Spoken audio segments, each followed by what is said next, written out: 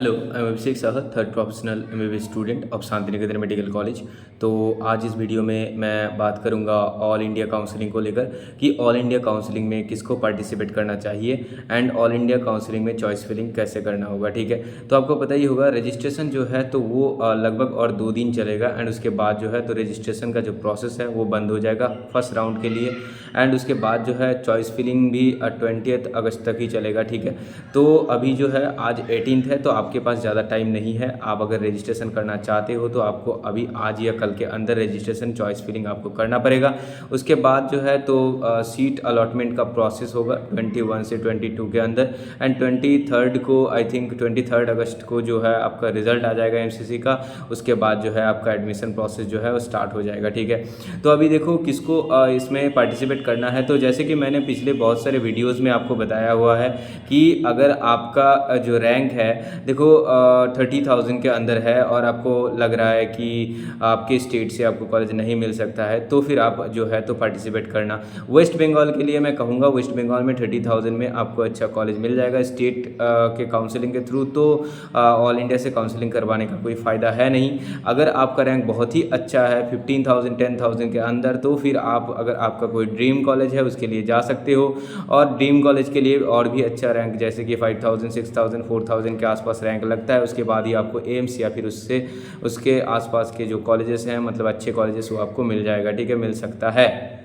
And जो 30,000 rank में जो कि नए कॉलेजेस इस बार ओपन हुए हैं एंड लास्ट के जो कॉलेजेस है वो आपको मिलेंगे तो उससे अच्छा तो आपके लिए यही होगा कि आप स्टेट में ही एक अच्छा कॉलेज ले लो अपने रैंक के अकॉर्डिंग। ठीक है, जहाँ कि मैंने कहा है कि वेस्ट बंगाल में जो कट ऑफ जाने वाला है जनरल कैटेगरी के लिए वो जाने वाला है 630 के आसपास। उसके ऊपर नीचे थोड़ा सा इधर उधर हो सकता है, तो कितना जाएगा वो एक्यूरेटली कोई भी नहीं कह सकता। अभी जो स्टेट का काउंसलिंग है उसका शेड्यूल नहीं आया, कुछ भी नहीं आया। वो जब आएगा तो हम लोगों को ऐसे ही पता चल जाएगा जब सीट मैट्रिक्स एंड उसके बाद जो स्टेट मेरिट लिस्ट आएगा उससे ही हम लोगों को पता चल जाएगा कि हाँ कट ऑफ कितना जाने वाला है, कितना जाएगा कट ऑफ। ठीक है, अभी देखो ऑल इंडिया कोटा काउंसलिंग के लिए मैं मतलब बाकी जो कैटेगरी जैसे कि OBC category and EWS category इन दोनों के लिए भी सेम सिनारियो है। तो अगर आपका रैंक जो है 31,000 32,000 के आसपास ही रैंक है तो आप पार्टिसिपेट करो, नहीं तो पार्टिसिपेट मत करो। ठीक है, क्योंकि कट ऑफ जो है आसपास ही रहता है। ठीक है, थोड़ा सा ज़्यादा भी हो तो पार्टिसिपेट कर सकते हो। अलग स्टेट से मतलब दूसरे स्टेट से हो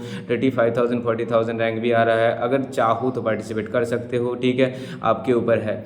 और एससी कैटेगरी के लिए मैं बार बार कहूँगा, देखो एससी कैटेगरी के लिए कैटेगरी रैंक के ऊपर सब कुछ डिपेंड करता है। तो कैटेगरी रैंक अगर आपका 6,100 के आसपास है, 6,500 के अंदर है तो आप ज़रूर पार्टिसिपेट करना।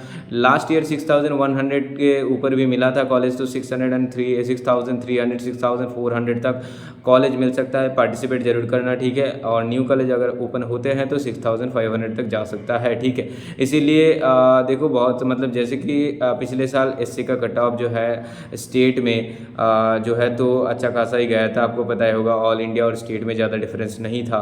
तो इसलिए अगर एससी कैटेगरी से हो, चाहते हो कि ऑल इंडिया से कोई कॉलेज मिल जाए गवर्नमेंट कॉलेज, तो हाँ पार्टिसिपेट कर सकते हो, ऑल इंडिया के लिए जा सकते हो। राउंड 1 में अगर नहीं भी करते तो स्टेट के राउंड 1 होने के बाद ऑल इंडिया के राउंड 2 में पार्टिसिपेट कर सकते हो, क्योंकि स्टेट के राउंड 1 में आपको पता चल जाएगा कि हाँ आपके साथ क्या होने वाला है, आपको कॉलेज मिलने वाला है या नहीं।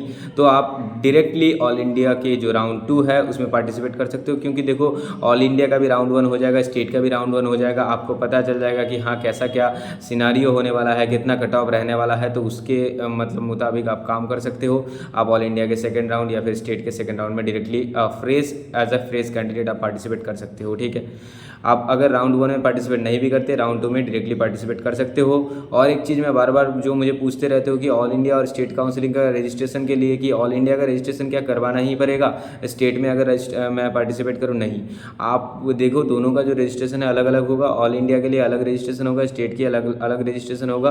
तो दोनों का काउंसलिंग जो है एकदम ही सेपरेट प्रोसेस है। ठीक है, दोनों ही सेपरेट है। तो उसके बाद मैं सबसे इम्पॉर्टेंट जो यहाँ पर आता है वो है चॉइस फिलिंग सीक्वेंस जो है, ठीक है। तो SC के लिए आप पार्टिसिपेट कर सकते हो, जो कि मैंने बताया। उसके बाद देखो चॉइस फिलिंग सीक्वेंस सबसे ज़्यादा इंपॉर्टेंट हो जाता है। चॉइस फिलिंग आपको कैसे देना है?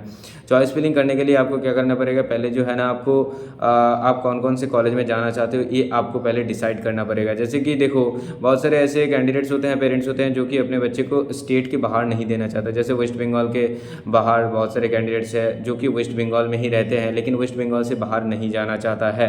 तो ऐसे भी बहुत सारे कैंडिडेट होते हैं। तो पहले आपको जो है जो कॉलेज में आप जाना चाहते हो उस कॉलेज के बैकग्राउंड, उस कॉलेज के एनवायरनमेंट, उस कॉलेज में क्या क्या होता है नहीं होता है, कैसा है नहीं है, सीनियर्स एंड अदर्स जो स्टूडेंट्स हैं उन लोगों से बात करो। बात करके उसके बाद ही जो है कॉलेज में एडमिशन लो। ऐसा नहीं कि कोई भी कह दिया और आपके मार्क्स में कोई भी कॉलेज मिल गया और आपने एडमिशन ले लिया। ऐसा मत करना, मैं बार बार कह रहा हूँ, क्योंकि आजकल जो चल रहा है मतलब बहुत ही नेगेटिव जो चीज़ें, बहुत सारे जो एनवायरनमेंट मतलब बहुत ही ज़्यादा नेगेटिव है। तो ये सब देखकर उसके बाद ही आपको चॉइस फिलिंग करना है। कॉलेज का चॉइस जो है बहुत ही सोच समझ के देना है। मैं यहाँ पर इम्पॉर्टेंटली मैं सबसे ज़्यादा पेरेंट्स को कहूँगा कि आप लोग अपने बच्चे के बारे में सोचकर उसके बाद ही कॉलेज डिसाइड करना है। ऐसा नहीं कि कोई भी कॉलेज मिल जाए। देखो सिर्फ कॉलेज को मतलब गवर्नमेंट कॉलेज एक मिल जाएगा और उसमें मैं 5 साल गुजार दूंगा, 5 साल पढ़ लूँगा, ऐसे कुछ नहीं होता, ठीक है। आपको क्या करना पड़ेगा, आपको फ़ीस भी देना पड़ सकता है। जैसे कि बहुत सारे ऐसे कॉलेज हैं जो कि अलग दूसरे स्टेट में है जहाँ पर ईयर हो सकता है कि 1 लाख 2 लाख फ़ीस भी लगता है, जबकि वो गवर्नमेंट कॉलेज है। तो गवर्नमेंट कॉलेज में अगर पर ईयर 2 लाख फीस आपको देना पड़ेगा तो आप क्यों दोगे यार? आप 1 ईयर ड्रॉप ले लो या फिर प्राइवेट कॉलेज ले लो ना वेस्ट बंगाल में। तो ऐसे बहुत सारे जो ऑप्शंस है, बहुत कुछ जो है डिस्कस करने को, ये आपको डिस्कस करना होता है। इसीलिए एक काउंसलर का मदद जरूर लेना। अगर आप मेरा मदद लगे तो मेरे से आप पेड काउंसलिंग सर्विस ले सकते हो। उसके लिए देखो कॉमेंट सेक्शन में मैं अपना नंबर डाल दूंगा, व्हाट्सएप नंबर, वहाँ से आप मैसेज कर सकते हो। व्हाट्सएप में मैसेज करना, मैं आपको डिटेल्स भेज दूंगा, उसके थ्रू आप मेरे से जो है कॉन्टैक्ट कर सकते हो, मुझे कॉल कर सकते हो। मैं सब कुछ जो है आपको क्या करूँगा डिटेलली बताऊँगा। तो मैं बार बार कहूँगा आपको कि आप अपना जो कॉलेज सीक्वेंस है, जो भी जितने भी देखो MCC ने कॉलेज का जो लिस्ट है वो भी डाल दिया है। तो कॉलेज का लिस्ट देखो, उसके बाद मेरे पास अगर चाहो तो फीस स्ट्रक्चर जो है तो सारे जो कॉलेज, सारे स्टेट के जितने भी स्टेट वाइज कॉलेज है, कॉलेज के फीस स्ट्रक्चर है, सब कुछ अवेलेबल है, वो मैं आपको प्रोवाइड कर दूंगा। MCC के जो रिजल्ट लिस्ट है वो भी मैं आपको प्रोवाइड कर दूंगा। तो ये जो सारी चीज़ें हैं ना, ये सब कुछ आपको बैठना है। उसके बाद कॉलेज का लोकेशन, कॉलेज का एनवायरनमेंट, कॉलेज में जो लोग पढ़ते हैं उनसे बात करना है, एंड देन ऐसे क्या करना है आपको कॉलेज जो है ना सिलेक्ट करना है। ऐसे ही जो है सारे कॉलेज सिलेक्ट कर दूंगा, कोई भी मिल जाएगा, किसी में भी चल जाऊंगा, तो ऐसे मत करना, ठीक है। मैं बार बार कह रहा हूँ, क्यों कह रहा हूँ, आपके भलाई के लिए कह रहा हूँ। मेरा कोई भी यहाँ पर प्रॉफिट या फिर लॉस कुछ नहीं है, ठीक है।